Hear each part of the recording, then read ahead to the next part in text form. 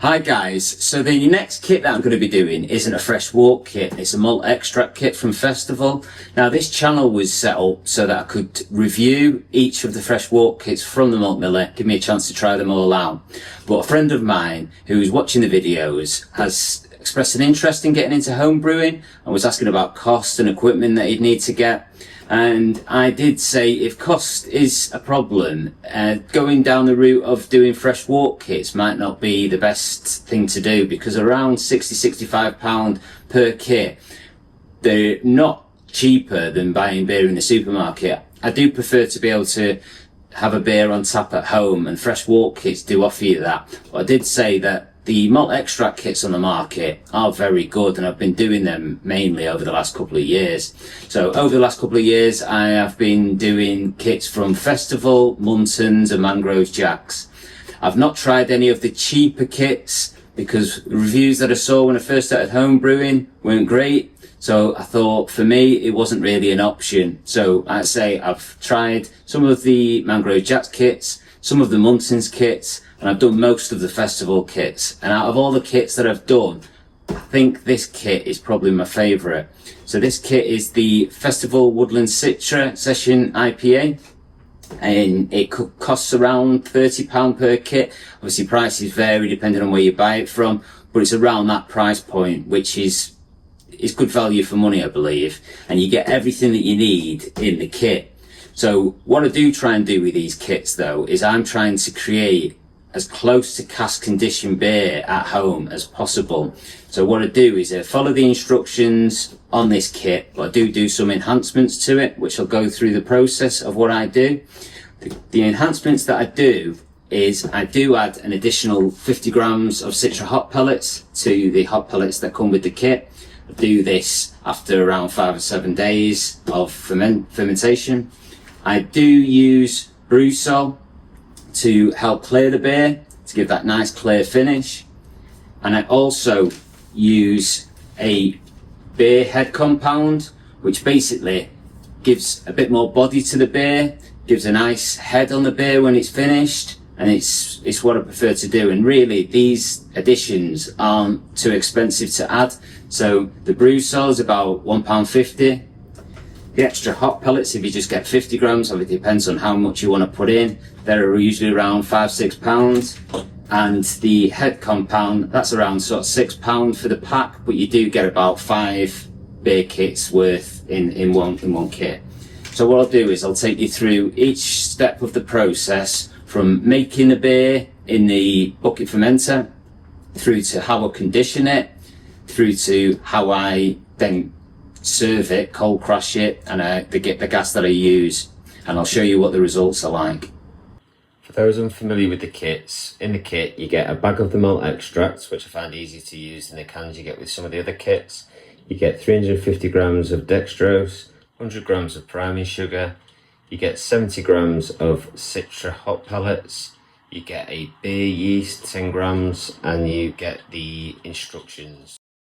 So the water, or technically liquor, that you're going to be using for this kit will be dependent on the water quality in your area. For me, the water quality in my area is pretty good, so I'm just going down the route of using tap water, but I've seen other people on YouTube using bottled water, or even going down the route of purchasing a reverse osmosis machine, which basically strips all the minerals from the water, then you add the minerals back in and create their own profile. But like I say, I'm just using tap water, but I do want to take the chlorine out. So a couple of hours before, I add a Camden tablet to the water, leave it so it helps clear the chlorine.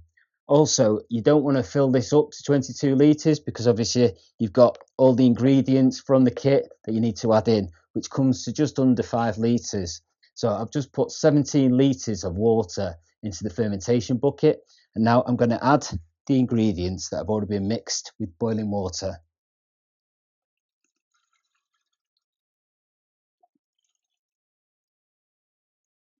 Then now all I need to do is put it into the fermentation chamber, get it up to temperature, and then add the yeast.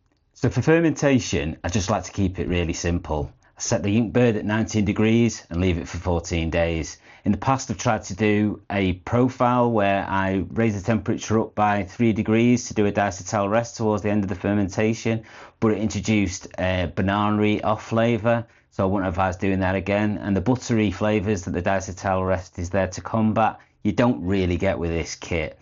I've also tried to do a cold crash when I first started home brewing. Obviously with this setup, it caused a suck back, which is where it pulls the liquid through the airlock back into the fermenter and then pulls in oxygen, which isn't good. So yeah, very simple. 19 degrees, 14 days, and you can't go wrong. So you see here as well, the kit that I use is real basic fermentation equipment. So I've got the bucket, which comes with a spoon, some sanitizer, and a hydrometer from the malt miller. I think it was about 30 quid. The heat mat, again from the malt miller, I think that was about 15 quid. The Inkbird I got, I think, from eBay they're around 20-25 quid. So real basic stuff. The fridge I got from someone who was chucking it out, so it didn't cost me anything. Obviously, if you need to go out and buy a brand new one for 200 quid, it's going to add to your cost. So you can look out for someone who's either throwing one or get one cheap off eBay. It's probably the best option. So I'm at day 7 now, so I'm just going to add the dry hops. So I've added them into a sanitized hop sack. So I'll literally open the top and throw them in as quickly as possible, and then shut it to reduce the risk of oxidation. So I'm on day 14 now and ready for packaging. I use 2 10-litre corny kegs for these kits. Depending on your setup, you might want to go for a different option, maybe one of the larger corny kegs, or maybe something cheaper like the Oxybar from Kegland. I do own a Oxybar from Kegland, the 20-litre one. It is good, and I use it mainly just for aging, so aged ciders or aged Belgian beers. But for using it weekly, I think these are a better option. They're more robust and they're supposed to last a lifetime. So I went to Angel Homebrew to get these, where you can buy brand new ones or you can buy used ones. I went for the used ones, and there's different levels of condition. I went for the superior option, and I think they cost me around 60 quid each, which I think for something that you're going to use weekly and they're supposed to last a lifetime is pretty good value. And when they came, they were like brand new. So what I've done so far with these is I've added 8 grams of the heading compound to each of the kegs. So I mixed that with warm water, made sure there was no lumps left in it, and then added it in. Then what I also do is only use half of the priming sugar that comes with the festival kit. So that's 25 grams in each. Because I'm aiming for a more cask condition finish, I didn't want it to be over carbonated, but depending on what you want to do, you can decide whether to use all the priming sugar or just use half as I've done. So I've added that in, and then what I did is I've then purged the kegs with CO2, which basically means that I've just cleared the kegs of oxygen. So there's less risk of oxidation when I'm transferring the beer from the fermenter into the kegs. So for kegging, I just use a standard siphon from the malt miller. I do try and keep the lid over the top to try and keep that CO2 barrier. I don't really know if that works, but I tend to do that. I let it fill up, so I put the bottom of the siphon to the very bottom of the keg, so it's underneath the CO2, and it also helps mix up the priming sugar and the heading compound. So once the kegs are full, I then apply 30 psi of CO2 into the keg to create that seal on the lid. Then what I do is I then put a spunding valve onto the keg and set that at 12 psi. That is so that as it carbonates, it doesn't overcarbonate and it can release some pressure, just to help make sure that I end up with that cask condition that I'm aiming for. Then I put the kegs back into the fermentation chamber, set it at 19 degrees for 2 weeks for conditioning. Now, one mistake that I have made in the past was to not do this. So your temperature probe, you can't just put inside the fermentation chamber. You need to make sure that it's taking the temperature of the liquid rather than the temperature of the air in the fermentation chamber. So it was a trick that I learned, where get some polystyrene foam, put the probe in, use insulation tape, and then put additional insulation tape around the edge and stick it to the side of one of the kegs so that it's taking the reading from inside the keg rather than just the air temperature around. Yep, and then leave it for 2 weeks and then it'll be ready to cold crash. I'm on day 28 now and I'm ready to cold crash. I only have one beer gas cylinder, which is the 7030 nitro CO2 beer gas that I'm going to be using during cold crash and also for serving. So I'm going to have to leave one of the kegs in the fermentation chamber, but I want the yeast to go dormant. So because I'm going to reduce the temperature down to 13 degrees, I want to reduce the risk of any oxygen getting drawn into the keg. So I've allowed the pressure on this keg to increase up to 30 psi during the final stages of fermentation. So for the keg that I'm going to be cold crashing first, I kept that at 12 psi, but because I'm going to be adding the brew sol, I need to reduce the pressure in this keg down to near zero so that I avoid the risk of the beer pushing the plunger out and coming out. So I need to reduce that pressure down, and you can see on the spunding valve, reduce it right down. That's reduced, and then I can take that spunding valve off.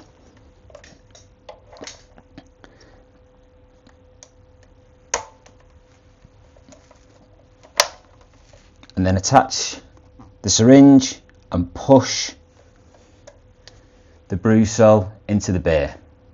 So this is the serving fridge where I'm also going to be cold crashing the kegs. Now after adding the 3.5 millilitres of brew sol to each of the kegs, I give them a little bit of a stir just to make sure that the brew sol is mixed up with all the beer inside the keg, and then I pop them one at a time into the fridge. This fridge temperature is set around 3 or 4 degrees, which is good enough for cold crash. Then I need to connect it onto the gas. Now depending on how you want to serve the beer, if you want a more crisp finish, you might want to just connect it onto CO2, but I'm going for that more cask condition finish, so I've connected it onto beer gas. Now beer gas is a 70% nitrogen, 30% CO2 split. Now the bottles I get from a company called Hobby Weld or Hobby Brew in the UK. They've got branches all over the UK. Now a bit of an outlay at the beginning is you need to pay a deposit for each of the bottles. The bottles cost, with your deposit, £100, but then after that it's around £30 each time you want to refill. You also need to make sure you get a regulator. Now the beer gas regulator is different from the CO2 regulator, so each regulator, if you're going to have both gases, are around £50 each. So if you're going to have two different types of bottles on, so you're going to have a CO2 and a beer gas, you're going to need to spend £200 on your deposits plus £100 for your regulators. So I set the regulator on the gas at 10 psi. I leave it at 10 psi throughout the cold crash and also for serving. Now one downside to cold crashing in the keg is that the sediment within the keg drops down to the bottom. So for your first pint or pint and a half in each of the kegs, you're going to need to dispose of that. So that's what I'm doing at the moment. I'm just drawing it off. As you may be able to see, the beer is cloudy, it's got sediment in, so it's not really drinkable those first pint and a halves, so you do need to dispose of it. You could possibly use it for cooking maybe, but I just dispose of it.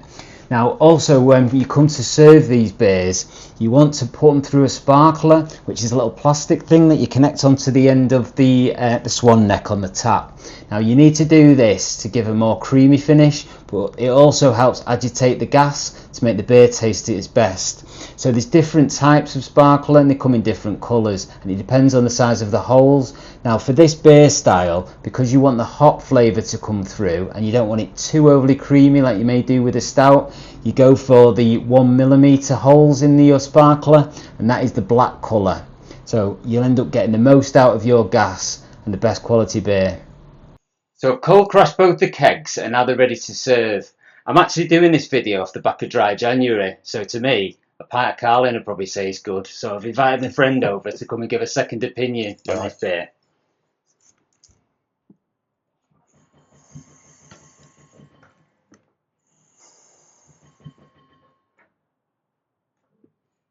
There you go. So this method, if you followed it, you could use for any of the beer kits from Festival and any of the other ale type kits. As you can see, the beer gas gives you that nice cascade, if you can see that on camera. And it's nice and clear after adding the brew sol and the cold crash. Let's give it a try and see what you think.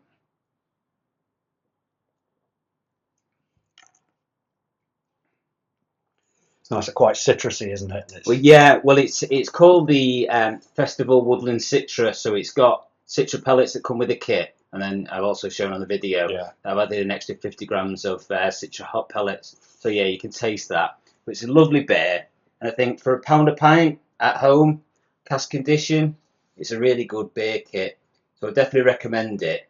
And as I said at the beginning of the video, I set this video up to show a friend the kit that he'd need, what you can do with the standard malt extract kit. But anyone else who wants to try this process, I thought following the tips that I've picked up over the years doing them, I thought it might be useful. Yeah, I think. I mean, I make wine, so I'm probably not using the right terms here, but it's got a nice full-bodied flavour. You can taste a lot of the like citrus and fruit in it, and it's it's really pleasant drink. That that's definitely something that I'd be drinking on a fairly regular basis. What did you say the percentage was of this, Chris? It's around 4.5%, so it's a good session beer. Because it's the flavour profile of it.